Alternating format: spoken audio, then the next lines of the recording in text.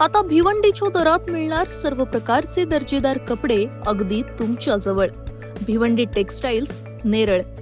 Linen, khadi, cotton, special white आणि लग्नासाठी बस्ता, शेरवानी, सूट, जोधपुरी आणि हो, ॲक्सेसरीज सुद्धा. भिवंडी टेक्सटाईल्स, तुमच्या विश्वासाचं नवं ठिकाण. शॉप नंबर 1-2, युवराज रेसिडेन्सी, नेरळ कळम रोड, नेरळ येथे. अधिक माहितीसाठी खाली दिलेल्या क्रमांकावर संपर्क करा. कर्जत रेल्वे मार्गावर शुक्रवारी 2 धक्कादायक घटना घडल्या. पहिल्या घटनेत मुंबईच्या दिशेने जाणाऱ्या लोकलमध्ये प्रवास करत असलेल्या तरुणाचा एक्सप्रेसमधून उडालेल्या लाकडी फळीमुळे मृत्यू झाला.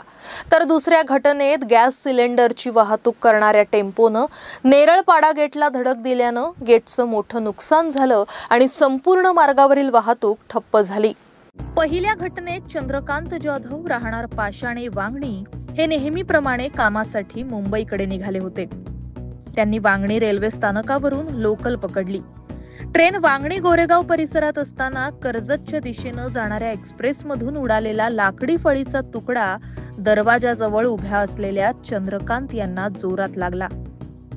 त्या तडाख्यानं ते थेट ट्रॅकवर कोसळले आणि जागीच त्यांचा मृत्यू झाला.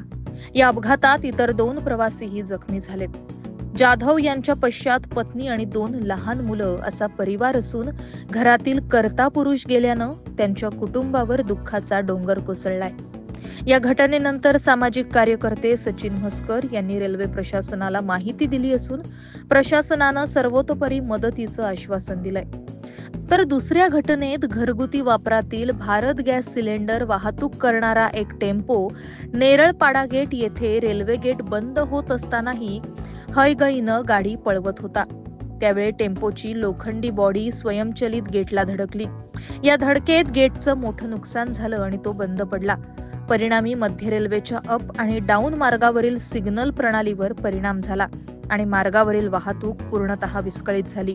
तसंच नेरळ कळंब मार्गावरील पूर्व पश्चिम दळणवळण थांबल्यानं वाहनांच्या लांबच लांब रांगा लागल्या.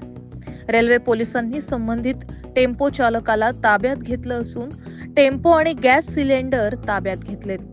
गेटच्या दुरुस्तीसाठी तातडीनं काम सुरू करण्यात आलं असून उशिरा वाहतूक पूर्ववत करण्यात आली. हा गेट नेरळ कळंब मार्गावरील अत्यंत महत्वाचा दुवा असून पर्यायी मार्गाची दुरावस्था असल्यानं या मार्गाचा ताण वाढला आहे. त्यामुळे स्थानिक नागरिकांच्या मते रोज मरे रोज रडे अशी नेरळकरांची अवस्था झाली आहे. महाराष्ट्र न्यूज 24 साठी अजय गायकवाड, नेरळ.